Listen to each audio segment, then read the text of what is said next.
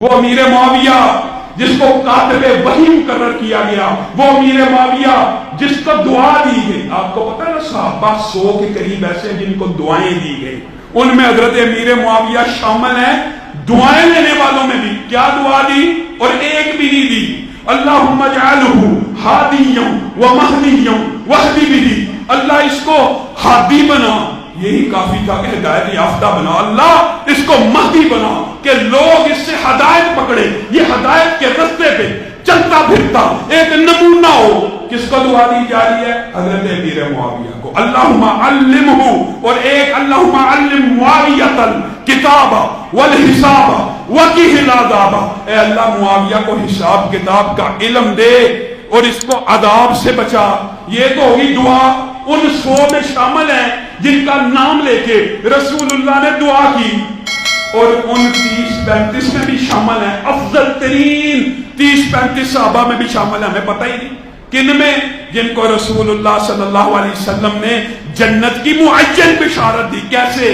ام حرام بیان کرتی کہ رسول اللہ نے کہا، کچھ لوگ رسول اللہ نے خواب دیکھی، میں نے دیکھا شامی تختوں پہ بیٹھے ہوئے بحری بیڑے کے اوپر جہاد کر رہے ہیں. کہا اللہ کے رسول مجھے بھی دعا کیجئے کہ میں اسی لشکر میں شامل ہو جاؤں. رسول اللہ نے دعا دے دی اور پھر وہ شامل ہوئی اس لشکر کے اندر جس کو امیر معاویہ نے تیار کیا تھا، اور اسی سفر میں آپ کو شہادت بھی مل گئی. یہ معین جنتی ہونے کی بشارت ہے. اور پھر ایک مرتبہ وضو کرتے ہوئے حضرت امیر معاویہ کو دیکھا غور سے. اللہ تعالیٰ نے وحی کے ذریعے خبر دے دی. کہا معاویہ ایک وقت آئے گا اللہ تعالیٰ تجھے خلافت کی چادر پہنائے گا، جب تجھے یہ چادر مل جائے تو تو نے اللہ سے ڈرتے ہوئے فیصلے کرنے ہیں. پھر ایک عظیم الشان حدیث مجھے اور آپ کو بتلا گئے. یہ جو جہلم کے فتنے سنیوں کے اندر حضرت امیر معاویہ کے خلاف زبان درازی کرنے کا جو کنسپٹ ہے، یہ آپ نے ان کو شے دی ہے کہ وہ آج دلیتا دہنی کرتے ہیں. یہ مرزا جہلمی چھپا ہوا رافضی اہل سنت کا لبادہ اڑا ہوا ابو یحییٰ بھائی اس کے تعاقب میں لگے ہوئے ہیں، اور خوب اچھی طرح لگے ہوئے ہیں، اور اچھی خاصی خبر لی ہوئی ہے، اور وہ بھگوڑا ہو چکا ہے ان کے آگے، سامنے بیٹھنے پہ تیار نہیں ہے. وہ بدبخت ہر وقت ہر ٹائم اس خاندان کے اوپر حملہ آور، اس خاندان کی توہین و تشنیع کرنا. ایک حدیث گڑی ہوئی ہے، میری مفہوم گڑا ہوا، حدیث تو درست ہے لیکن مفہوم گڑا ہوا. میرے بھائیو یہ بات سمجھ کے جائیے، اور میں اس پہ اپنی بات کو ختم کروں گا. کیا جی؟ رسول اللہ صلی اللہ علیہ وسلم کی حدیث سے اس کا جو فلسفہ کیسے ٹکراتا ہے؟ کہتا ہے عمار کو فیہ باغیہ قتل کرے گا، عمار کو فیہ باغیہ قتل کرے گا، وہ عمار کو جہنم کی طرف بلاتا ہوگا. معاذ اللہ، وہ عمار کو جہنم کی طرف بلاتا ہوگا. اور یہ جو جہنم کی طرف بلانے والا گروہ تھا نا، معاذ اللہ، یہ امیر معاویہ کا تھا. امیر معاویہ نے قتل کیا تھا. امیر معاویہ معاذ اللہ جہنم کی طرف بلانے والا. سنو صحیح حدیث رسول اللہ کی، دیوبندی بھی بیان کرتا ہے، بریلوی بھی بیان کرتا ہے، اہل حدیث بھی بیان کرتا ہے. اور جب روافض کی باری آتی ہے تو بڑے سہم انداز میں، کیونکہ امام معصوم من الخطا ہے، جب ان سے پوچھا جائے کہ معصوم من الخطا ہے، جی معصوم من الخطا ہے، جی پھر صلح کیوں کی تھی؟ تم بھی مان لو. یہ نہیں مانیں گے. رسول اللہ نے کہا، کیا کہا؟ کہ یہ میرا بیٹا سردار ہے. کون؟ حسن. یہ میرا بیٹا سردار ہے. کس وجہ سے؟ یہ مسلمانوں کے 2 عظیم گروہوں میں صلح کروائے گا. اس حدیث سے یہ بات ثابت ہو گئی کہ امیر معاویہ کا گروہ بھی مسلمان تھا، سیدنا حسن کا گروہ بھی مسلمان تھا. اور سیدنا حسن نے جو امیر معاویہ کی تھی، یہ نبی کریم کی اس حدیث کی پیشین گوئی کے عین مطابق تھی کہ یہ میرا بیٹا سردار ہے جو مسلمانوں کے 2 عظیم گروہوں کے مابین صلح کرائے گا.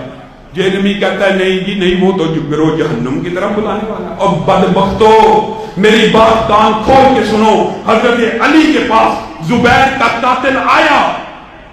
کس خواہش میں آیا؟ کہ علی مجھے انعام دیں گے، علی مجھے خلت دیں گے، میں زبیر کا سر لے کے آیا. عشرہ مبشرہ حواریِ رسول، ان کی ایک لمبی شان و منزلت ہے.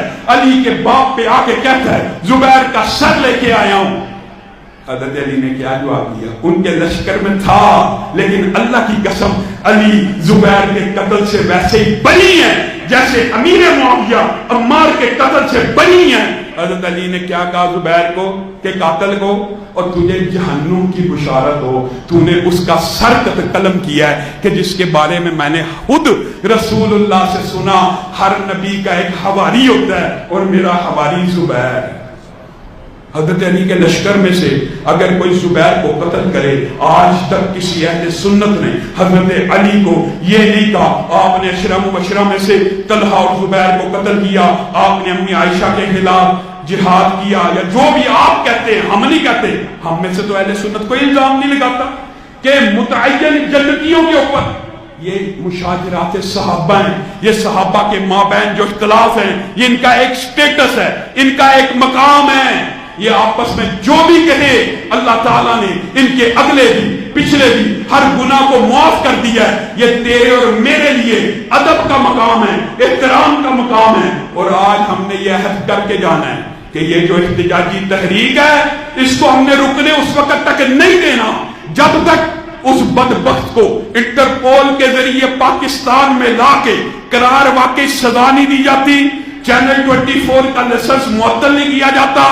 وہ ایک بدبخت کئی ایسے ہیں جن کے اوپر پرچے ہی نہیں کٹ رہے. ایک مرزا نجفی بھی ہے، اس بدبخت نے کیسی ادا سرائی کی آپ کو شاید علم ہی نہ ہو. اس نے یہاں تک کہہ دیا کہ ہمارا امام آئے گا، معاذ اللہ ابو بکر و عمر اور عثمان کو قبروں سے نکال کر سولی پہ ڈال دے. اس کے اوپر پرچہ نہیں ہو رہا. جو ان کے خلاف بات کرتا ہے پرچہ اس کے اوپر. وہ میرے بھائیوں اللہ کی قسم ہمارا نقطہ نظر بڑا کلیئر ہے. ہم قانون ہاتھ میں نہیں لینا چاہتے. اداروں کو بھی کہہ رہے ہیں، سیکیورٹی اداروں کو بھی کہتے ہیں، سی آئی ڈی ایجنسیوں کو، ہر جگہ ہمارا مطالبہ یہ ہے قانون حرکت میں لے کے آؤ. ہم قانون ہاتھ میں نہیں لینا چاہتے. ہم آپ کے سامنے نشاندہی کر رہے ہیں کہ یہ بندہ پاکستان کے قانون کی خلاف ورزی کر رہا ہے. میرے بھائیوں ہونا کیا چاہیے کہ آپ پولیس کے پاس جائیں، فلاں بندہ چوری کر رہا ہے، پولیس اس کو پکڑے، ڈکیتی کر رہا ہے، پولیس اس کو پکڑے. آپ پولیس کے پاس جا کے کہتے ہیں فلاں بندے نے آئین پاکستان کی 295 اے بی یا فلاں شک کو چھیڑا ہے، آپ اس کو پکڑے. جو یہ مطالبہ کر رہا ہے اس کے اوپر پابندی ہے. یہ دستور زباں بندی ہے. کیسا تیری محفل میں یہاں تو بات کرنے کو ترستی ہے زباں میری. نقوی صاحب کے بولنے کے اوپر پابندی ہے، معاذ شاہ صاحب کے اوپر پابندی ہے، ان کی زبان بندی ہے. اور جو بدبخت صحابہ کے بارے میں بکواس کر رہا ہے کہ ان تینوں کو سولی پہ لٹکائیں گے، اور آگے جملہ پتہ کیا بولا بدبخت نے؟ درخت ہرے بھرے ہو جائیں گے، اس کے اوپر پرچہ نہیں ہوگا. افسوس ہے یہ کیسا وطن ہے. اور یہی شہنشاہ نقوی اس نے یہ بکواس کی ہے کہ حضرت زبیر کے بارے میں معاذ اللہ عشرہ مبشرہ میں سے ہیں، حوالی رسول ہیں. اس بدبخت نے یہ بکواس بھی کر دی ہے کہ طلحہ و زبیر جہنم میں جائیں گے. پرچاری کٹ رہا. یہ افسوس بے شمار سہن ہائے گفتنی خوف فساد حلق سے ناگفتہ رہ گئی. میرے بھائیوں آج جہاں پہ ایک ضابطہ پیش کرتے ہیں اداروں کو، ایجنسیوں کو، سوشل میڈیا کے اوپر لکھیے کیا ضابطہ. آئیے اس بات کے اوپر اتفاق کر لیتے ہیں کہ جو کسی صحابی کی توہین کرے اس کی زبان کو بھی کاٹ ڈالا جائے، اور جو اہل بیت میں سے کسی کی توہین کرے اس کی بھی زبان کو کاٹ ڈالا جائے. دیکھیں کون بات کرے.